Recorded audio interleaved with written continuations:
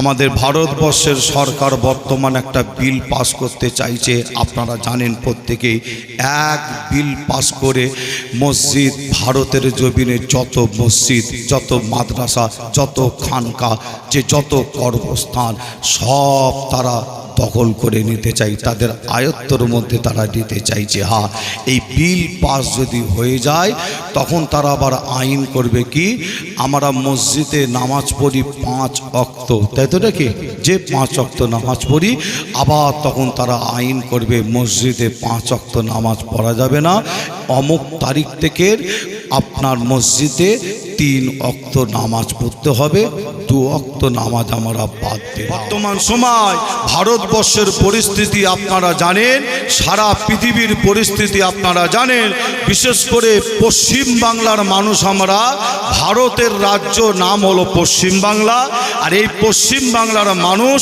আমরা জানি বর্তমান পরিস্থিতি খুবই কঠিন। আপনারা জানেন একটা মসজিদ আমাদের কাছ থেকে নিয়েছে, যে সুপ্রিম কোর্ট রায় দিয়েছে মসজিদ হবে না, নাম হলো বাবরি মসজিদ।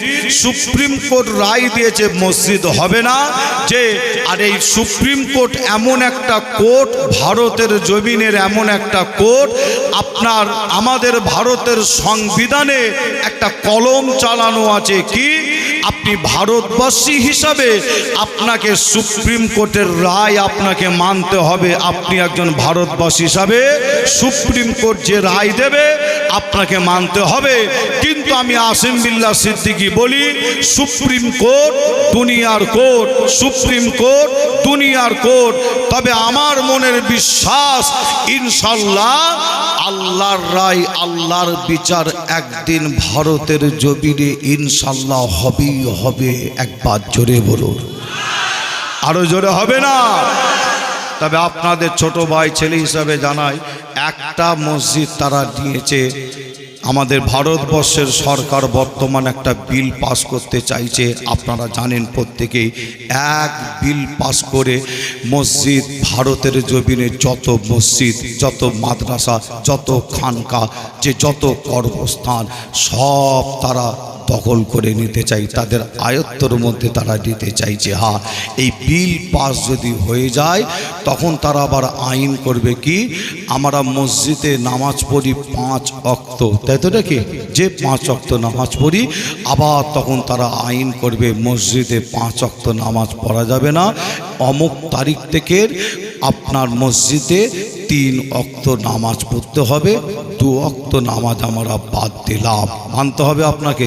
যে তবে আপনাদের ছোট ভাই ছেলে হিসাবে বলে যায়, কঠিন সময়, কঠিন টাইম, আমাদের সজাগ হতে হবে, মুসলমানকে সজাগ হতে হবে, রাস্তায় যেমন নামতে হবে, প্রতিবাদ যেমন করতে হবে, কলকাতায় যেমন যেতে হবে। পাশাপাশি আপনাদের বলে যায়, আল্লাহর মাদাত ছাড়া মুসলমান কোনো জায়গায় জয়ী হতে পারে না, পারে না, পারে না।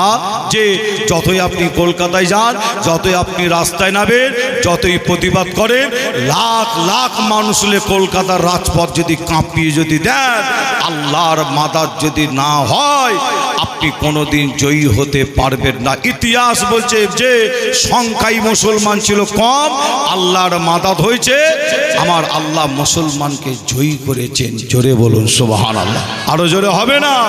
অবশ্যই রাস্তায় নামেন, প্রতিবাদ করেন। আমি আসিম বিল্লাহ আন্দোলনে যাব, প্রতিবাদ করব, যে কিন্তু আপনাদের জানাই, ওই আন্দোলন, ওই প্রতিবাদটাকে সাকসেসফুল করার জন্য মনে রাখবেন, মূল জায়গা আমাদের হচ্ছে আল্লাহর ঘর, মসজিদ। আল্লাহর ঘর, মসজিদ। মসজিদের তসবিহ টানে কিছু কিছু বক্তা, এখন আবার বক্তব্য দিচ্ছে, কিছু কিছু পীর সাহেব, কিছু কিছু পীরজাদা বক্তব্য দিতে দিতে বলছে খালি মসজিদের তসবিহ টানলে হবে। যে মূর্খ, যে আপনারা মনে কিছু লেভেলটা, আমি আসিম বিল্লাহ সিদ্দিকী মনে করি ওই পীরজাদা, ওই বক্তা, ওই মাওলানা হচ্ছে একদম মূর্খ, মূর্খ, মূর্খ, শরিয়াতের কোনো জ্ঞান নেই। যে হ্যাঁ, মসজিদে তসবিহ আগে টানতে হবে, মসজিদে আগে খোদাকে সেজদা দিতে হবে, তারপরে আপনি ময়দানে নামেন, আল্লাহর মাদাত তখন আপনার উপরে হবে। একবার জোরে বলুন সুবহানাল্লাহ, আরো জোরে হবে না? আর আমরা মুসলমান এখন আল্লাহর মাদাত, সাহায্য আমরা পাচ্ছি না। কেন? আমার আল্লাহর ঘর মসজিদ ছেড়ে দিয়ে আমরা অন্যদিকে দৌড়াচ্ছি। যে হ্যাঁ, তবে আপনাদের ভাই ছেলে হিসাবে আপনাদের কষ্ট দেবো না, যে এতটুকু আপনাদের বলে যাব, ওই বিল পাস করতে দিলে হবে না। আমাদের আন্দোলন প্রতিবাদ যেমন দরকার, আল্লাহর সাহায্য মাদাতেরও প্রয়োজন। তবে আপনাদের ছোট ভাই ছেলে হিসাবে আমি আসিম বিল্লাহ সিদ্দিকী আপনাদের জানাই, আমরা বেশ কিছু ওলামা হজরত, আমরা বেশ কিছু আলেম ওলামা একটা ছাতার তলায় আমরা দাঁড়ানোর চেষ্টা করছি। আপনারা নিশ্চয়ই আপনারা আমাকে কয়েক বছর ধরে আমার বক্তব্য শুনছেন, লক্ষ্য করছেন। আমি একটা চিন্তা ভাবনা নিয়ে আগাচ্ছি যে বিভিন্ন দল মত, পশ্চিমবাংলার কথা বলছি, যে বিশেষ করে পশ্চিমবাংলার বিভিন্ন দল মতে আমরা ভাগ হয়ে আছি। বিভিন্ন দল, কেউ করে তাবলীগ জামাত, কেউ করে আপনার বেরেলি, কেউ করে ফুরফুরা, কেউ করে আপনার আলে হাদিস, এক কথায় অনেক দল মত। তবে আমি আসিম বিল্লাহ সিদ্দিকী একটা বার্তা আমি প্রায় জায়গায় দিচ্ছি। বার্তাটা হচ্ছে এটাই যে আপনার ফতোয়া আপনার কাছে থাক। আমি ফুরফুরা সিলসিলার মানুষ, আমার ফতোয়া আমার কাছে আছে, আপনার ফতোয়া আপনার কাছে, আমার ফতোয়া আমার কাছে। যে হ্যাঁ, যে যখন আল্লাহর ঘর মসজিদের উপরে, মাদ্রাসার উপরে, কোরআনের উপরে, মুসলমানের উপরে যখন আঘাত আসবে, আমরা একটা ছাতার তলায় দাঁড়িয়ে পশ্চিমবাংলা কেন, যে আমরা ভারতবর্ষ আমরা কাঁপিয়ে দেবো। একবার জোরে বলুন সুবহানাল্লাহ। আরো জোরে হবে না সুবহানাল্লাহ? যে তবে আপনাদের ছোট ভাই ছেলে হিসাবে জানাই, আমার এই বক্তব্যটা অনেকে আবার ভুল ব্যাখ্যা করছে, ভুল বুঝছে। যে আমি বলছি না আপনি ফুরফুরা সিলসিলার মানুষ তবলিগ হয়ে যান, আমি এ কথা বলছি না। আপনি আপনার মাসলালে থাকেন, আমি আপনার মাসলালে আছি। যে হ্যাঁ, যদি মনে হয় যে কোনো মাসলার ব্যাপারে ইখতিলাফ তো আছেই, যদি মনে হয় ফুরফুরা শরীফের সাথে কেউ বসবে, কোনো দল যদি বসবে, যদি মনে হয় সুস্থভাবে যদি আমাদের সাথে কেউ বসতে চায়, আলোচনা করতে চায়, ইনশাল্লাহ আমরা সুস্থভাবে আলোচনা করতে যে কোনো দলের সাথে আমরা রাজি আছি। যে হ্যাঁ, তবে কঠিন সময়, কঠিন টাইম, আমাদের এক হতে হয়। তাই এক হওয়ার ঘোষণা আমি প্রায় 2 বছর ধরে, আমি প্রায় 2-2.5-3 বছর ধরে আমি ঘোষণা দিচ্ছি, সেই কাজ আমি চালাচ্ছি। আমি নাম ঘোষণা করছি না, বিভিন্ন দলমতের মানুষ, বড় বড় ওলামা হজরত, বক্তা ওলামা হজরত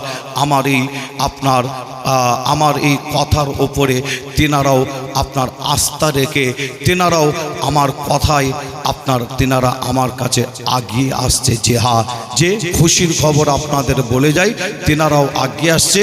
আমরা একটা ছাতার তলায় হওয়ার চেষ্টা করছি এবং আপনাদের ছোট ভাই ছেলে হিসাবে বলে যাই, আশা করব আপনারা আমাকে ভুল আপনারা বুঝবেন না। যে অবশ্যই আমাদের একটা ছাতার তলার হওয়ার প্রয়োজন আছে না নাই? আছে না নাই? অবশ্যই হওয়ার প্রয়োজন আছে। কঠিন সময়, কঠিন টাইম, যে এই বিল আপনার পাস করতে দেওয়া হবে না। আমরা একটা ছাতার তলায় এসে আমাদের কাজ হলো আইন অনুযায়ী আমরা এর বিরুদ্ধে আমরা কেস করব, অর্থাৎ আমরা হাইকোর্ট করব। আমরা হাইকোর্ট করে যদি না হয় সুপ্রিম কোর্ট পর্যন্ত আমরা যাব। যেমন এদিকে আইন অনুযায়ী আমরা আগাবো, আবার পাশাপাশি আমরা রাস্তায় নেব, আমরা আন্দোলন করব। আশা করছি আপনারা আমাকে ভুল বুঝবেন না, ছোট ভাইয়ের, ছোট ছেলের পাশে থাকবেন। আশা করছি আপনারা আমার জন্য দোয়া চাইবেন। আসেন, আল্লাহ সারা ভারতবর্ষের মুসলমানকে আল্লাহ এক হওয়ার তৌফিক দান করেন। জোরে বলুন আল্লাহুম্মা আমিন। আরো জোরে হবে না? ফিলিস্তিন, আপনারা নাম শুনেছেন, ফিলিস্তিন, প্যালেস্তাইন, যে মুসলমানকে মারা হচ্ছে। আপনারাও এখানে আছেন, অনেকে আন্দোলন করেছেন, কি করেন না? রাস্তায় নামেন না?